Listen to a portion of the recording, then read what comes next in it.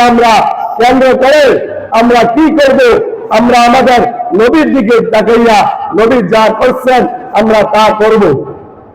তো বললাম তো ইতিহাসের পাতায় লেখা আছে রাসূল সাল্লাল্লাহু আলাইহি সাল্লাম প্রত্যেক সোমবারে রোজা রাখতেন। কেন রাখতেন? সাহাবারা জিজ্ঞাসা করলেন, আপনি শুধু সোমবারে কেন রোজা রাখেন? নবী বলতেছেন যে আমি এই সোমবারে দুনিয়াতে জন্মগ্রহণ করছি, এই কারণে আমি রোজা রাখি। অর্থাৎ যারা আশিক রাসূল, প্রাকৃতিক পক্ষে আশিক রাসূল, তারা প্রত্যেক সোমবারে রোজা রাখবেন, তাহলে নবীর আশিক হিসাবে গণনা করা হবে, নবীজিকে মহব্বত করা হবে।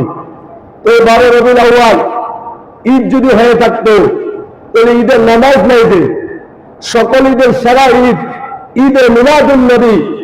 এই ঈদের কয় রাকাত নামাজ? ঈদে তো এত আয়োজন নাই, ঈদে তো মানুষ এত অনেক আনন্দ করে না, ঘটনা কি? তাহলে বুঝে যাচ্ছে যে সাহাবা কেরামরাও করে নাই, নবীও করে নাই, অর্থাৎ এটা বানানো। আমরা জানি যে দুইটা ঈদ আছে, ঈদ উল ফিতর, ঈদ উল আজহা। এটা 2 রাকাত নামাজে 6 তাকবীর আছে। তো এই যে ঈদে মিলাদুন নবী, এই যে নামাজ কোথায়?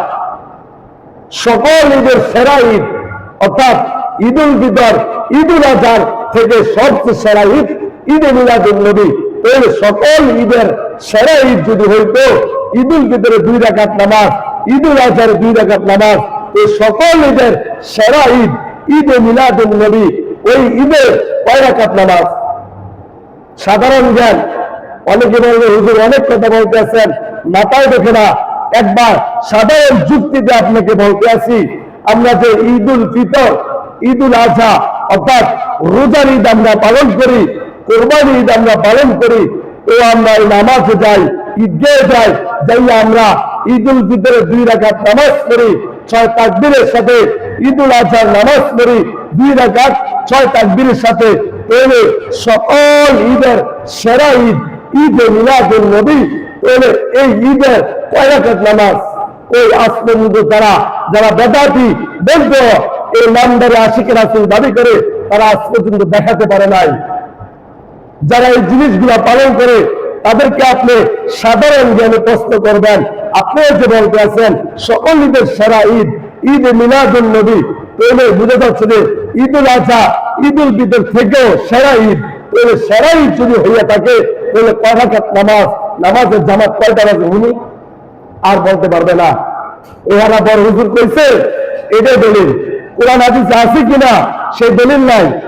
ওই আমরা ফিরে কইছে এরকম ফির বক্ত মা বাবার কবরের পাশে যাইয়া 7টা একবারও মুনাজাত করে না, কিন্তু বাবার দরবারে প্রতিদিন ফেরাতে হতে এমনও হয় বাবাকে সিজদা দেয়। নাউজুবিল্লাহ নাউজুবিল্লাহ। এই বেশিরভাগ এগুলো হয় মাজারের ভিতরে। তো আপনি একটা কথা বলতেছিলাম, আপনি সাধারণ প্রশ্ন করবেন যারা এরকম রেলিদের হবে জশ্নে জুলুস ঈদ মিলাদুন নবী পালন করে, বলবেন ভাই আপনি আশিক রাসূল, আমিও আশিক রাসূল, আপনি মুসলমান আমিও মুসলমান, ভাই মনে কষ্ট নেবেন না। বলবেন আপনি তো বলতে আছেন সকল ঈদের সেরা ঈদ ঈদে মিলাদুন নবী, তাহলে এই ঈদের নামাজ কয়টা বাজে? এই ঈদের কয় রাকাত নামাজ? আর বলতে পারবে না। তাহলে বুঝে যাচ্ছে যে নবীজি পালন করে নাই, সাহাবীরা পালন করে নাই, তাবিও পালন করে নাই।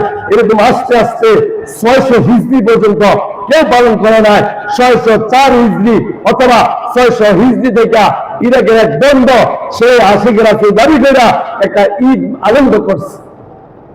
আমার এই সোনার বাংলাদেশে আজকে 54 বছর হচ্ছে এই আয়োজন হচ্ছে। 1971 সাল থেকে 54 অথবা 55 বছর পড়ছে এই জশ্নে জুলুস ঈদে মিলাদুন নবী যারা পালন করে। তো এবারে বুঝে যাচ্ছে যে গত বছর আগের বছর দেখলাম তারা একটা বিশাল বড় গাড়ি বানাইছে, বানানোর পরে লেখছে যে 53 বছর হচ্ছে, মানে তাদের এই আনন্দটা, তাদের ঈদরা 53 বছর পূর্ণ হচ্ছে। তাহলে 53 বছর পূর্ণ হইলে যারা মেধাবী, যারা জ্ঞানী, তারা একটা জিনিস খেয়াল করি, 53 বছর যদি তাদের ঈদুল মিলাদুন নবীর বয়স হয়, তাহলে নবীজি চলে গেছে 1446 হিজরি। 1446 বছর আগে নবী সাহাবী করে নাই, নবী তাবি করে নাই, যারা সাহাবী দেখছে তারাও দেখে নাই, তাদের পরে যারা ইমাম ছিল তারাও করে নাই। এলে তো ইসলামে নাই, এটা বানানো। তারা মন যারা বানাইছে এই কারণে 53 বছর হয়েছে। আজকে 1447 হিজরিতে তারা ঈদে মিলাদুন নবীর বয়স হয়েছে 54 অথবা 55 বছর হয়েছে, এর বেশি হবে না। যদি হয়ে থাকে 60 বছর যদি হয়ে থাকে, কিন্তু নবীজি তো 1447 হিজরির আগে নবীজি দুনিয়াতে আসলেন, তখন তো নবী এইভাবে ঈদে মিলাদুন নবী অথবা নবীজির জন্মগ্রহণ উদ্দেশ্য করে কোনো আয়োজন করে নাই। তাহলে বুঝা যাচ্ছে যে এটা বানানো। আলহামদুলিল্লাহ আমাদের এই আড়াইওয়ালা এই সাইডটা, এই শাসন গাছা এই সাইডটার মধ্যে নাই এই ফেতনা, এই ফেতনা আলহামদুলিল্লাহ নাই। অনেকের চেষ্টা, বিশেষ করে তাবলিগ জামাতে যারা তাবলিগে যায়, তাবলিগ ভাইদের পরিশ্রমে এই বেদাতি গুলা দূর হয়ে গেছে। আপনি নিজের দিনে, আপনি নিজের মেধা দিয়া আপনি প্রশ্ন করেন ঈদ আছে কিনা, তারপরে আপনি কোরআন হাদিসে যাবেন, কোরআন হাদিসে কোন জায়গায় দেখাতে পারবে না। অর্থাৎ নবীকে ভালোবাসতে হলে রবিউল আউয়াল দিনে রোজা রাখতে পারেন, অথবা বিশেষ করে সোমবারে রোজা রাখবেন। এই আগামীকালকে কোনো বিশেষ করে কোনো অনুষ্ঠান করাও এটাও এক ধরনের বেদাত। তবে হ্যাঁ, নবীজির শান মান এই কারণে আয়োজন করা। আজকে দেখবেন মাগরিবের পরে অনেক মসজিদে মাইক লাগাই দিবে, এই নবীজির শান গান গাইবে।